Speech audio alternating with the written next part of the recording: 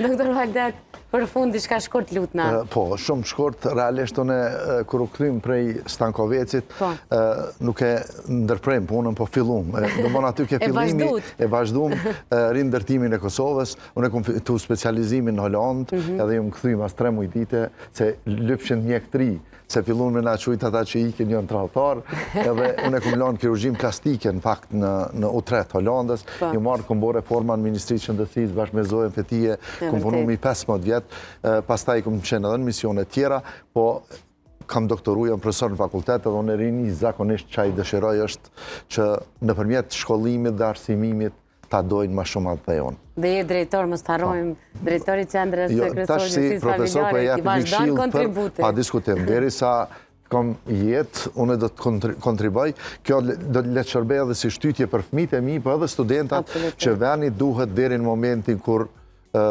shkojmë në qiell. Absolut. Madje, doktor Valdet e ka pas edhe si kërkesë shtu publike që koha e pensionimit të shtyhet deri sa kemi shëndet. Nuk duhet me qenë një kufizim. Realisht kjo ka qenë kërkesë publike për gjitha partitë politike që 68 ose 70, unë e kam punu për mena disa në mision, për Amerikan dhe Angles nuk ka mosh pensionimi. Për mjek dhe profesorat e fakultetit, domthon kjo ka qenë publike, po besoj që realizohet, e vetë fakti se ne po pensionohemi, edhe unë e mrena 5 vitesh në pension. Domthon e përmeni edhe kryetari i Odës, doktor Pleurati, që 1600 mjek na shkojnë pension mrena kësaj periudhe shumë shkurt, 5 vjeçare, ne duhet me gjetë një solucion. O me marë mjek nga jashtë, nga shtetet afrikane, aziatike, o shtym moshën e pensionimit. Gjithmonë po flasim për ata që janë të gatshëm ose me punu, po edhe në fakt që janë të shëndetshëm për me punu. Absolutisht që po. Profesorët kryesor, edhe pse gëzojnë një shëndet shumë të mirë, kanë dalë në penzion, unë mendoj që kanë dalë në penzion të parakohshëm.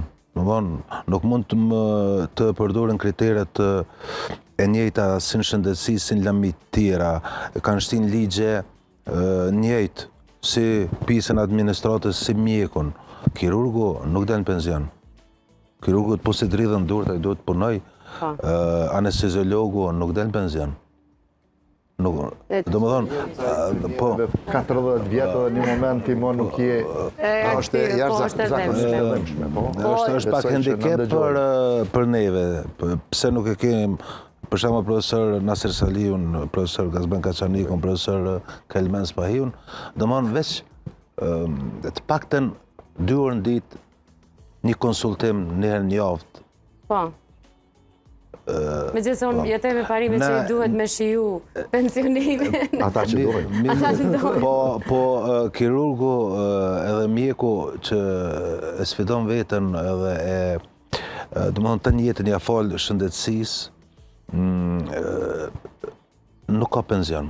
Po, e kuptoj. Edhe do të bëjmë edhe ndoshta një tjetër intervistë në këtë konotacion, sigurimi shëndetësor, mungesat, cilësimi i pagesave, si për mjek, si për njëjtë me punëtorët administratës, për shembull, nëse doktor Valdeti i kryen 30 intervenime kirurgjike, e unë i kryj 2, ky pagën njëjtë me mu, po ku ka... Që kjo është një dhimbje tjetër, doktor Vlem, që do ta diskutojmë një tjetër. Sot po flasim për një kontribut tjetër, se që mu më duhet me ta ndërprek të vjetë, sepse kemi kalu edhe kohën.